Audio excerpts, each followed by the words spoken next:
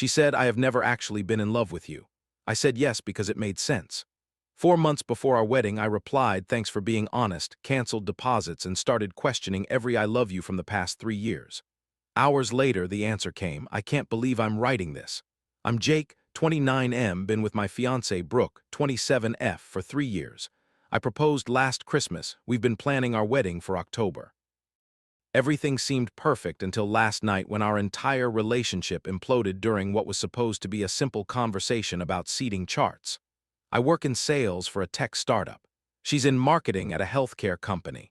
We met through mutual friends 3 years ago, moved in together after a year.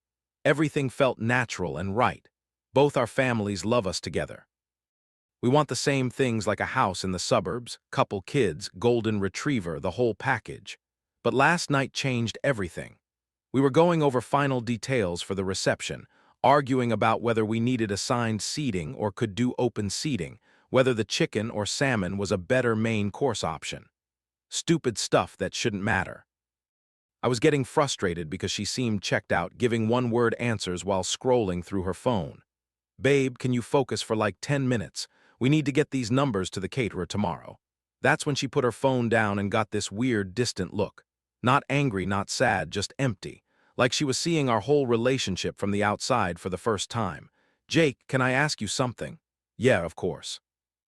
Do you think what we have is real love or just comfortable love? I'm staring at her like she just asked if the sky is purple. What do you mean? What's the difference? She takes this deep breath and I can see her working up to something. My stomach starts dropping because nothing good ever starts with, I need to be honest with you.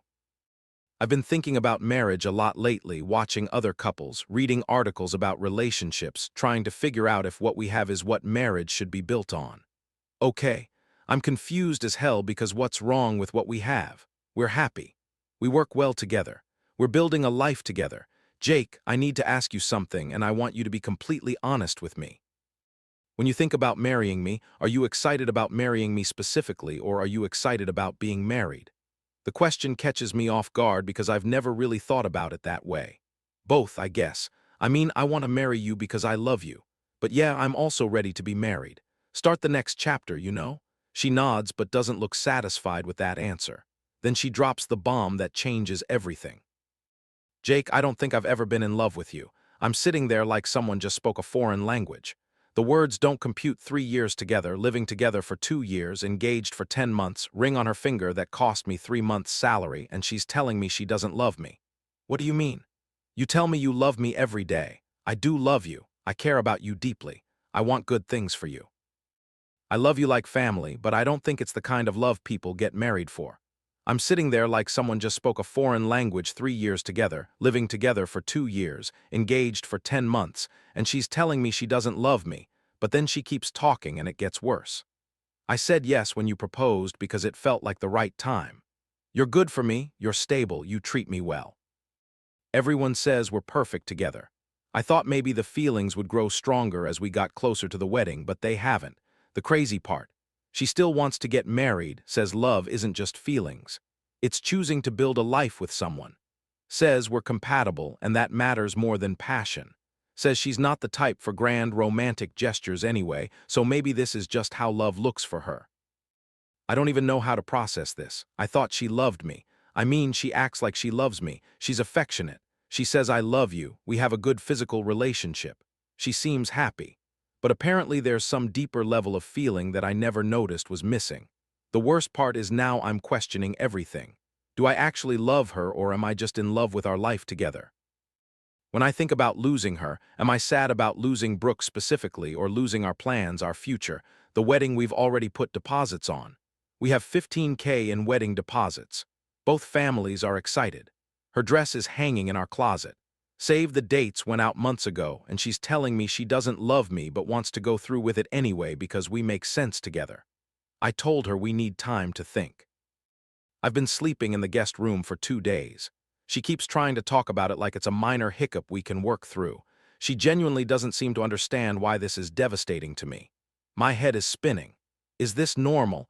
Do people get married without being in love? Am I being dramatic for thinking this is a deal breaker? Part of me wonders if she's right. We do work well together. We want the same things. Maybe passionate love is overrated. But another part of me feels like I've been living a lie for 3 years. Like she's been going through the motions of loving me without actually feeling it.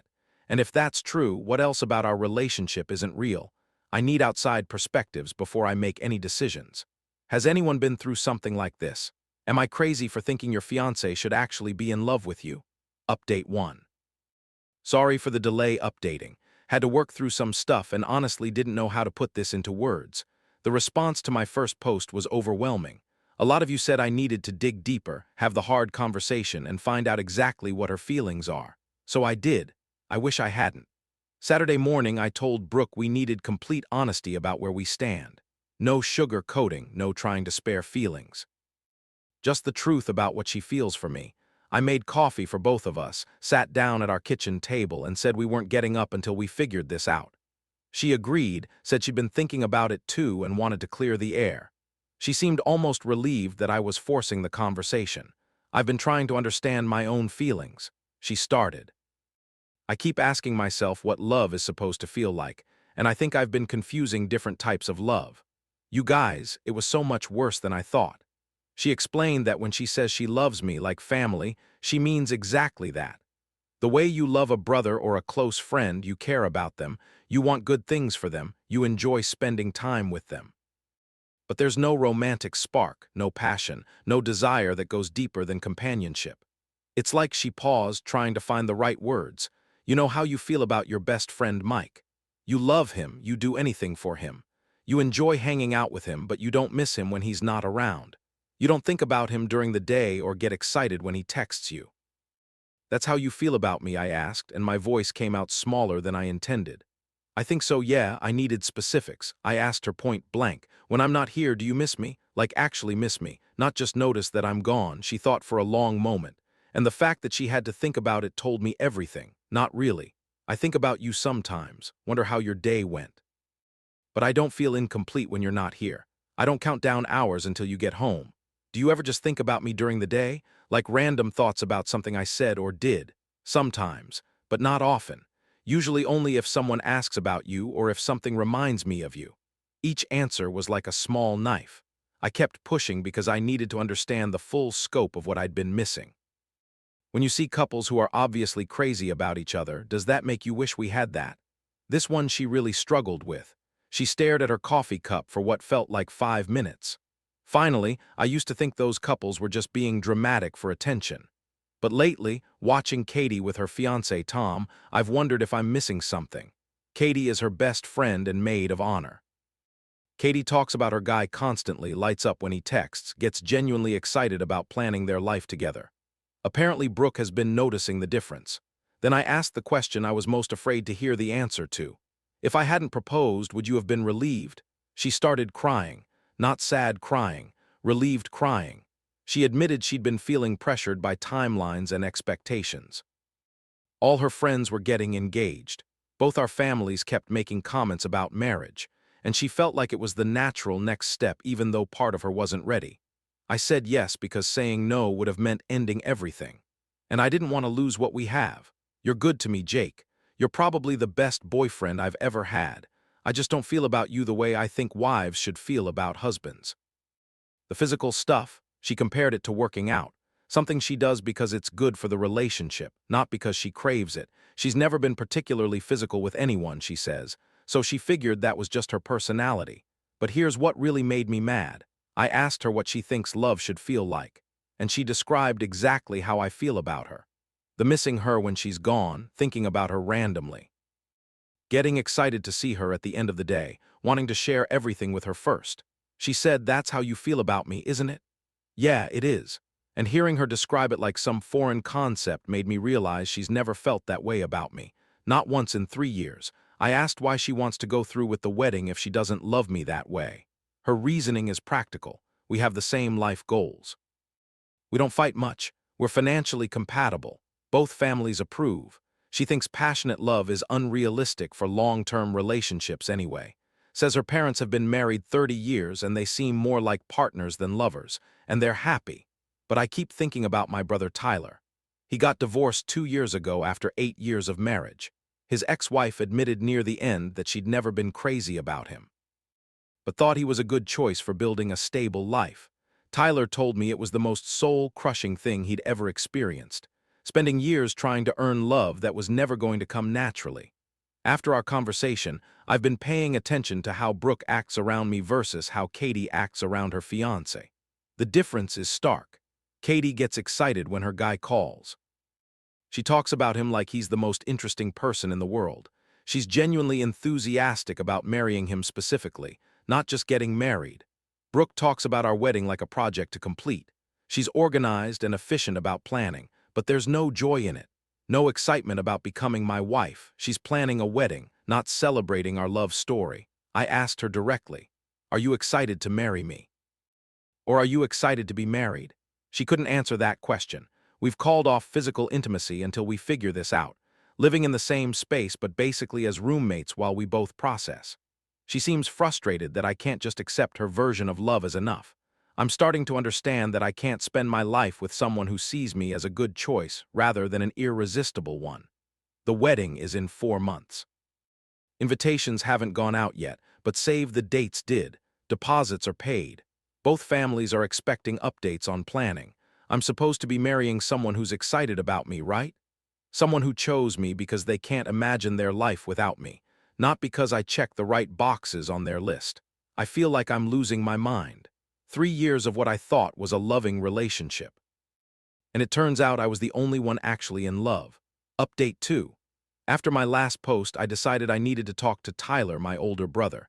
He went through a divorce 2 years ago, and I figured he might have some insight. What he told me changed everything. Tyler's marriage lasted 8 years. He and his ex-wife Sarah seemed happy from the outside. They traveled together, bought a house, had similar friend groups, never fought much. But near the end, during marriage counseling, Sarah admitted something that destroyed him. She told me she loved me, but she was never in love with me. Tyler said she said I was everything she thought she should want in a husband, stable, responsible, good father potential. But she never felt that spark, that excitement about being with me specifically. Sound familiar? Tyler described what those 8 years were like from his perspective. I was always trying to earn something that was never going to come naturally. I'd bring her flowers and she'd say thank you, but it felt obligatory. I'd plan romantic dates and she'd participate but never seemed genuinely excited. I kept thinking if I just did more, loved her better, was more thoughtful, she'd eventually feel about me the way I felt about her. The worst part, he continued, was that she thought her way of loving me was enough. She couldn't understand why I needed more than companionship and partnership.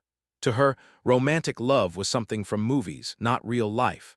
But I was dying inside, feeling like I was performing for an audience that would never really appreciate the show. This hit me like a truck, because it's exactly what's happening with Brooke and me. Tyler then told me something that made my blood run cold.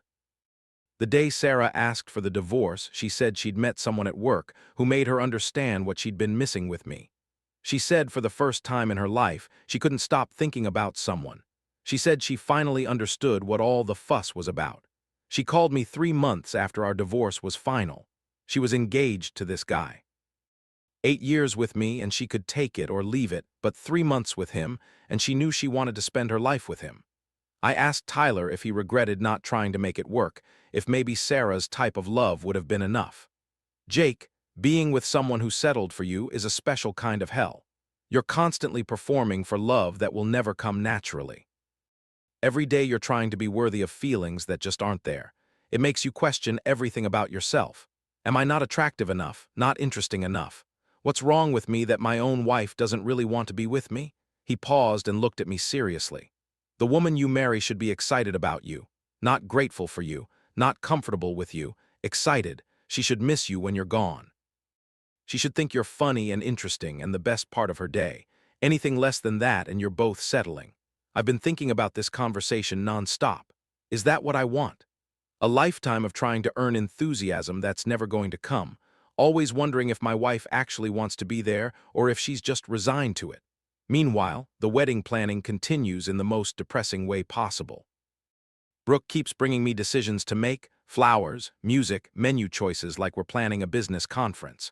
There's no joy in it for her, just efficiency. She wants to get everything booked and confirmed so we can stop worrying about details and focus on more important things. But what could be more important than the day we're supposedly celebrating our love? I suggested postponing the wedding to give us more time to work through this. She got frustrated and said postponing would be admitting there's a problem, and she doesn't think there's a problem. She could together, Jake. We want the same things. We don't fight. We're building something stable. Why isn't that enough? Because I don't want to be someone's sensible choice. I want to be someone's passionate choice. I keep thinking about what Tyler said about his ex-wife, suddenly understanding what love felt like when she met someone else. What if Brooke meets someone someday who makes her feel the way she's never felt about me? What if I spend the next 10 years trying to inspire feelings that aren't there, only to have her leave when she finally experiences what real attraction feels like? The deposits are paid. The venue is booked. Both families are asking about invitation timing. Brooke's dress is hanging in our closet like a ghost of the future we're supposed to have. But I can't stop thinking about Tyler's words. The woman you marry should be excited about you. Brooke isn't excited about me. She's comfortable with me. She's resigned to me. But excited? No. I'm starting to realize that might be the difference between a marriage and a business partnership. Final update, it's over. Weddings canceled. Deposits are lost. Both families are pissed. But I'm writing this from my new studio apartment, and for the first time in months I can actually breathe. 2 days after my last post, I made the decision. I'd been staying at my buddy Mike's place for a few days to clear my head, and when I came back to our apartment, I knew what I had to do. Brooke was in the kitchen making dinner like nothing had changed. And seeing her act so normal while my world was falling apart just confirmed that we were living in completely different realities. I sat her down at our kitchen table, the same table where we'd had that devastating conversation 2 weeks earlier, and told her I couldn't marry someone who doesn't love me, even if she's willing to go through with it.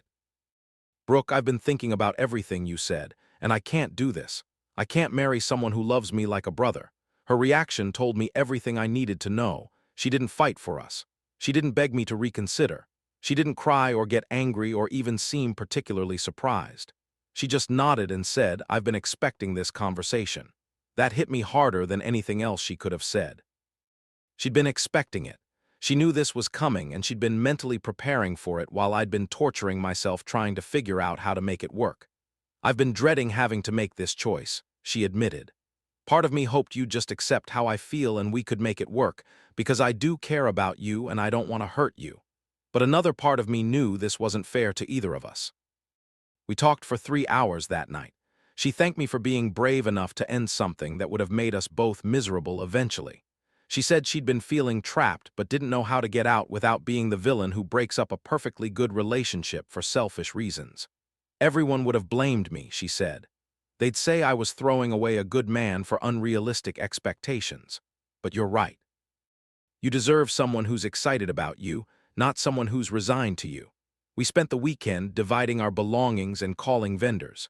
Lost about $8,000 in deposits, but honestly, that feels like a bargain compared to what a divorce would have cost down the line. The family reactions were about what you'd expect. My parents were supportive once I explained the situation. My mom said, I want you to marry someone who lights up when you walk in the room, not someone who barely looks up from her phone. Brooke's parents were harder to deal with. Her mom called me selfish for throwing away a good woman over romantic fantasies. Her dad was more understanding, but clearly disappointed about losing the son-in-law they'd already accepted into the family. The worst part was telling our friends. We'd become that couple everyone expected to make it. Katie, Brooke's best friend, was devastated about losing her maid of honor role, but she admitted she'd noticed Brooke's lack of enthusiasm about the wedding. She talked about your wedding like she was planning a work event, Katie said. I kept waiting for her to seem excited about marrying you specifically, but it never happened. It's been 2 weeks since we officially ended things. Brooke moved back in with her parents temporarily while she looks for her own place. We've barely talked except for logistics about the apartment lease and dividing up the last few shared bills. But here's the thing that confirms I made the right choice. Last week she texted me saying she met someone at a work conference and finally understands what everyone means about butterflies and not being able to stop thinking about someone. She's been talking to this guy nonstop for a week and says she's never felt anything like it before. 3 years with me and she could take it or leave it. 1 week with this guy and she's experiencing what she now realizes was missing with us. I'm happy for her, honestly. She deserves to feel that kind of excitement about someone, and I deserve to be with someone who feels that way about me. Tyler was right. Being with someone who settled for you is a special kind of hell. I'd rather be alone than spend my life wondering if my wife actually wants to be there. I'm 29, starting over, living in a studio apartment with furniture from Facebook Marketplace and a mattress on the floor. Some days that feels depressing as hell, especially when I see couples our age getting married and buying houses, but other days it feels like freedom. I'm not looking for anyone new right now. I need time to figure out what I actually want versus what I think I'm supposed to want. But when I do start dating again, I'll know the difference between someone who thinks I'm a good choice and someone who thinks I'm an irresistible choice.